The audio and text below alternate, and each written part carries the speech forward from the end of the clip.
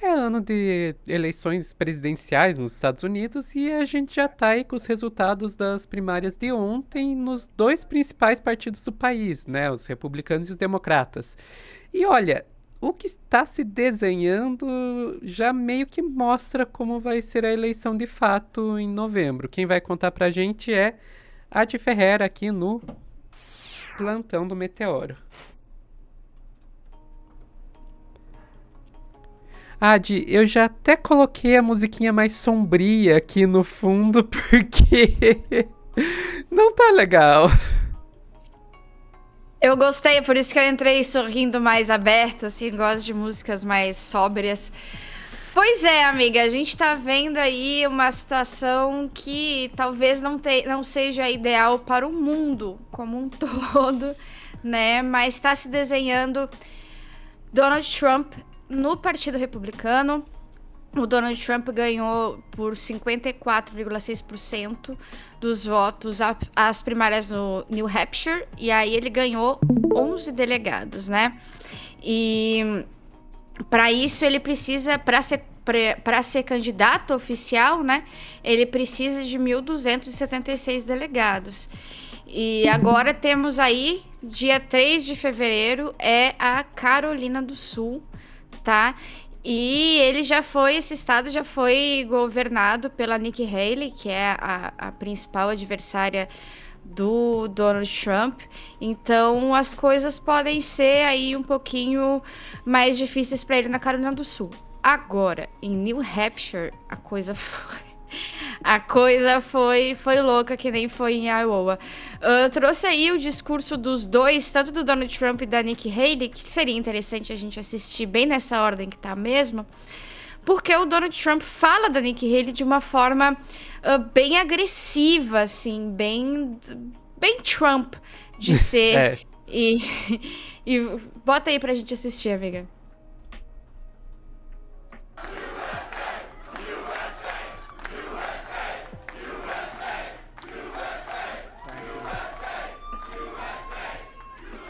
Well, I want to thank everybody. This is a fantastic state.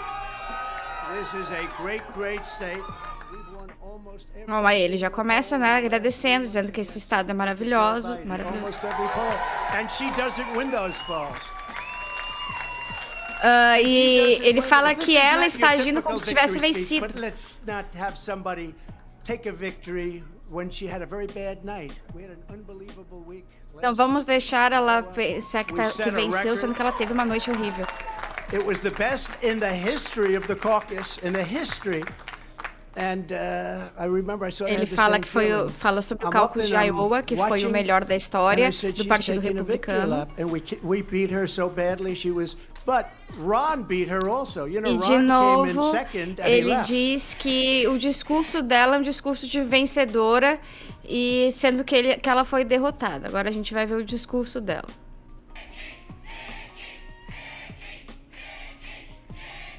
New Hampshire is first in the nation. It is not the last in the nation. Ela fala que New Hampshire tinha que ser o primeiro da nação, não o This último. race is far from over. There are dozens of states left to go.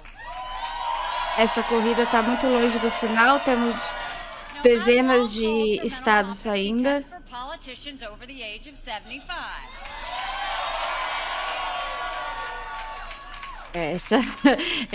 Ela fala aí de políticos acima de 75 anos de idade. Thinks he'd do better than me in one of those tests. Maybe he would.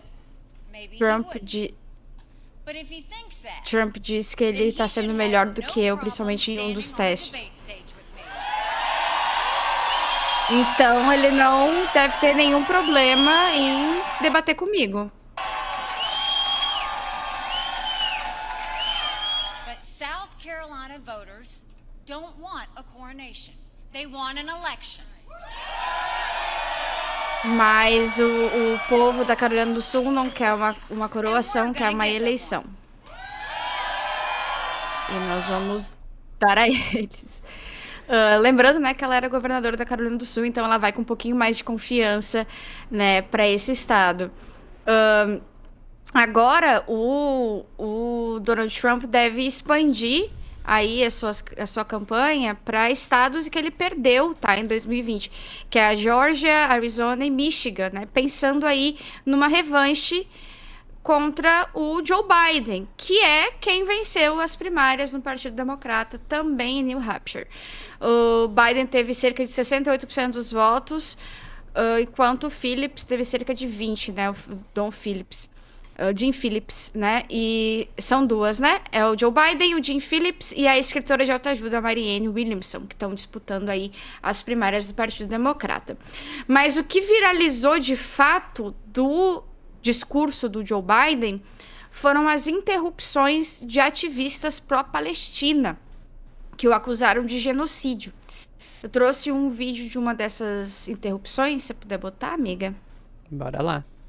The reason there are 21 states where abortion bans are in effect, made with no exception for rape or any other or incest, is Donald Trump.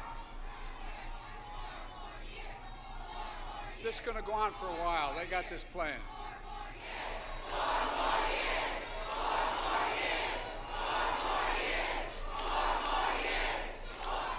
The reason there are O discurso dele foi muito centrado em relação às mulheres, tá? E a política de Donald Trump com relação ao público feminino, a questão do aborto, a questão até mesmo dos xingamentos, né, que ele usa. Que Donald Trump é extremamente misógino em suas palavras, em suas ações e acho que em diversos outros aspectos.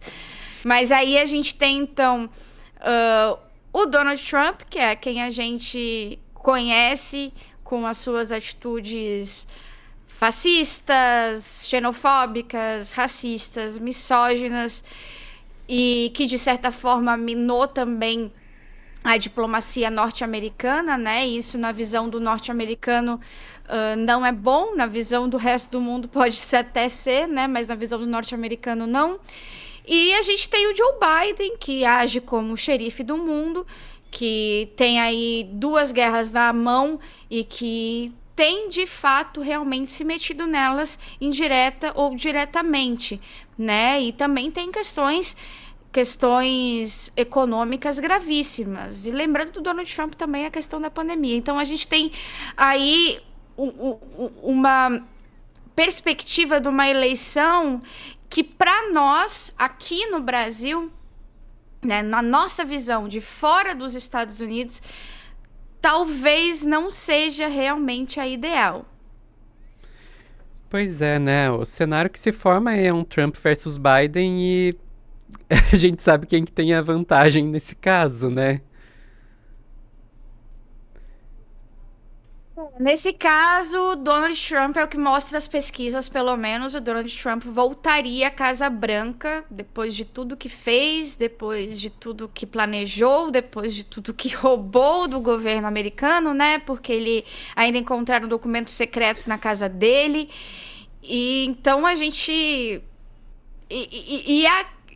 pensando também nas datas, né, de janeiro, que são as datas das insurreições, tanto lá quanto aqui. Nos Estados Unidos, 6 de janeiro de 2021 e no Brasil, 8 de janeiro de 2023. Né? O que pesou também em parte do exército brasileiro é a relação com os Estados Unidos também. Será que com o Donald Trump seria diferente? Será que com o Donald Trump e uma próxima insurreição da extrema-direita no Brasil, o que iria acontecer? Né? Então, essas datas não são coincidência, elas são uma inspiração da outra, né? Com pessoas que estiveram observando muito perto a invasão ao Capitólio e pessoas que estão apontadas como supostos articuladores aqui no Brasil. Então, são datas muito próximas, né? E, bom, como pesquisadora do 8 de janeiro, a ideia do Donald Trump nos Estados Unidos, ela me assombra de certa forma por causa dessas datas. Pois é, né? O Trump nos Estados Unidos, Milei na Argentina, a gente vê que as eleições de 2026, a gente não pode garantir nada, a gente ainda tem bastante caminho até 2026, mas a gente pode ter aí uma situação não muito favorável pensando nos países mais próximos, que mais afetam a nossa política, né? E Mas, as eleições enfim. esse ano no Brasil também. Exatamente, as eleições municipais de 2024. Ai, ai, Ad. Não tem como acabar bem esse corte, mas enfim, é isso. Agradeço. Alegria! Enfim, se vocês quiserem ajudar a gente a continuar trazendo más notícias, seja membro. As boas notícias também, vamos lá. E muito obrigado por assistir esse vídeo até o final. Tchau, tchau.